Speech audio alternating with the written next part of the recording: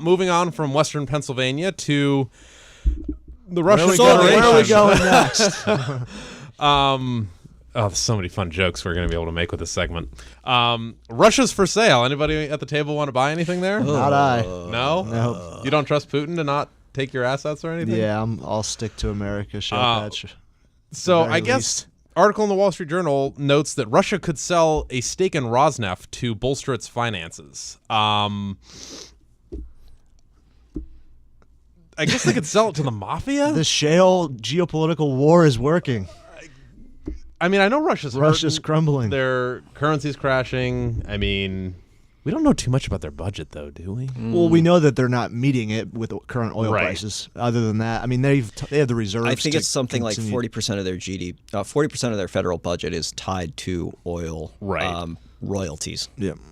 They're producing at record levels because prices are so low. Mm-hmm. We're gonna make it up on volume. That's right. No, I was just comparing them in my mind to the budget of Saudi Arabia because it sounds crazy, but I'm pretty darn sure Saudi Arabia is a little bit more open and honest about their budgets and stuff than Russia.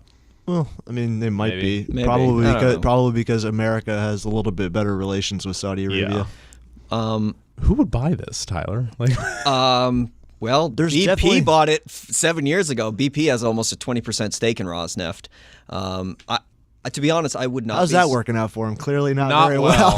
They get they're trying to sell get a couple someone. $100 million. Shame on me. They get a couple $100 million in dividends every year. Yeah, that's okay. So I mean, yeah, the company's obviously Pays a hurting. few salaries. I would not be completely surprised if you did see a big oil company come in and take a small slice of the pie. I mean, BP's obviously there, so it's not like, this is completely, what would you say, like a fixed book or something like Actually, that when now it comes that- to their production. All joking aside, wasn't it ExxonMobil like a year or two, like when the Crimea stuff started to happen and we were all like, Russia's terrible, da-da-da-da-da, and ExxonMobil kind of said, no, we're just going to keep doing business with them, it's fine. Yeah, I mean, they didn't shake it off. I don't know if it was Exxon, but I remember the story about a big oil company doing that. But I mean, if you want access to the Arctic, this is a pretty decent shot. If you want access to the multiple billion barrel shale oil reservoirs in like the Bazhenov and things like that, you need to have some partner in Russia. Yeah. And ExxonMobil has worked with Russia extensively, or with Rosneft, extensively over the years.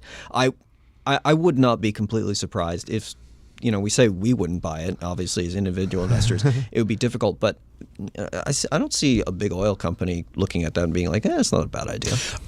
Do these companies worry about being lied to or anything? Well, I mean, who knows, right? They deal with China. Yeah. They deal with they're chomping at the bit to get back into Iran as soon as that was reopened back up. So yeah. I mean, It's they're just- not pouring all of their eggs into these terrible countries. They're one rotten egg here, one rotten egg there, potentially rotten egg. So they're not they're not totally putting their company on the line with these bets. And you also have to give these big companies credit because, I mean, this is oil is what you could call a geopolitically critical resource. I mean, you have companies that are national oil companies basically run by states in certain places. And all these integrated majors work with them in most of these places. And you almost have to give them kudos for being able to manage the political minefield that it is actually getting through this. And I don't know. We got better politicians at ExxonMobil than Congress. Maybe better diplomats. Diplomats, good answer. The other safety blanket, though, is these countries need to produce oil, and since And they they need are the technology. they mostly They are need the state-owned. So, technology. like, Saudi Arabia is not going to let their oil industry fail. Iran's not going to let it fail. Iraq's not going to let it fail.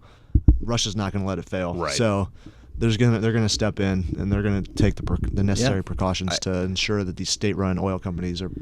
Was it solvent. Total signed a deal earlier? I was going to ask you about them. It seems like they earlier in the year they signed a deal with the Abu Dhabi onshore petroleum company, and it's been like a commission project, and it has some of the lowest cost production, and it's actually been one of the reasons that Total has been successful over the past few quarters in remaining semi-profitable on its upstream production versus other companies.